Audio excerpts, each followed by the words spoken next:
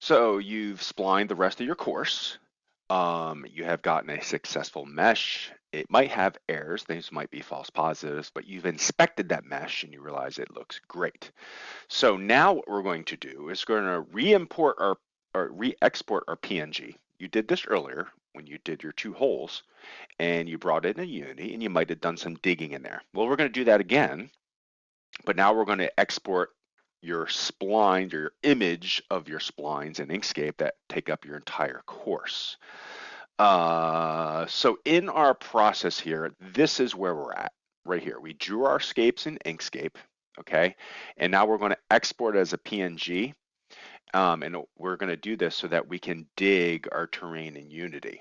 However, with the new OPCD tools, this is less important. You might not need to dig, but this is still going to be a good exercise to figure out that your PNG, your scale is correct, that everything lines up inside of Unity. And you might want to, if you don't want to buy things like RAM, you might want to do some digging. But the bottom line is I want to show you what happens when you're going to overwrite some of these files. So we're going to do this PNG and then we're going to export this OBJ into Unity, or I'm sorry, into Blender. So let me show you quickly what this looks like. Actually, let me show you where we're at right now. So this is Unity, and earlier what we did is we created this SVG terrain with your two holes, and we applied it here. So let me show you what that looks like. So we did our inner terrain, and remember we did this edit texture. Right now it's our satellite overlay that's applied to our terrain, so that gives it this complete satellite overlay look. We've got our terrain set here, and then we took this SVG terrain and we dropped it in here, and those were the two holes that I did earlier, and you would have done your own two holes, and that's what things look like. And you'll see in here that this SVG terrain, remember we changed the resolution to 8192, everything looks good. So now what we're going to do is we're just going to overwrite this with our new one. So if we go into Inkscape, and let me bring this over here. So here's our finished Inkscape. This is my final one that went through Blender successfully. I'm going to go up to this Export tab, and then I'm going to make sure I'm on the Page tab here. And remember, I'm going to change this to 8192 and 8192, leave the DPI the same. I'm going to make sure that this is a PNG down here, and then I'm going to go make sure my folder selection is correct. It is not. So I need to come find my TPC Harding Park. So I've got my OPCD projects, TPC Harding Park. I've got my Unity folder here, which contains all my Unity working files, into assets, and then terrain backup. And you'll see in here, oh, I don't see it. Oh, that's right, because I have to change my save type as to PNG. Oops, not SVG, PNG. So when I do that, this is the old SVG that I did a while ago. So I'm just going to click on that and I'm going to overwrite it. I'm going to click save. I'm going to say, yep, replace. And then that's going to go, let this finish. Do not go into Unity before this is finished. Okay. Unity has a functionality where any new files in there, it wants to have control over those. So now that that's saved, I can go into Unity. And Unity will take a second. It realizes now there's a new file in here.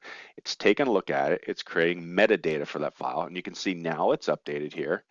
And it kept my file size as 8192. And magically, lo and behold, it's in there for me. Oops, what happened here? I just had to zoom in a little bit. I think I'm getting some weird artifacting because it still wants to pull in that old one, maybe from the cache. But it's there. Probably the best thing to do would be either, let me see if I can fix this while we're here, a little troubleshooting. So I got my inner terrain. Let me edit this texture again. Let me put my Google back in. Boom, apply. And then I bet if I reapply my SVG terrain in here, apply, I'm guessing that issue goes away. Yeah, now it's fine. So I've never seen that before, but it was probably just a cache issue with Google. So now that I have this in here, I can fly around. I'm too far up, so let me zoom in here. Things actually size-wise, this looks really good. I'm going to fly in here. Let me turn on my shaded wireframe so I can get a better idea of what like the textures look like. And you can see, yeah, it's looking good. Oh, I got a little Z fighting there going, or not Z fighting. This is the Unity clipping bug. Let me fix that really quick. I can just grab a human guy here, drag it out there, F, delete, and now that issue is gone. So now you can see that bunker looks good flying around. I mean, this is a somewhat flat course. These bunkers look good. That bunker looks good. So I've got that lined up. And now, let me go back to my presentation.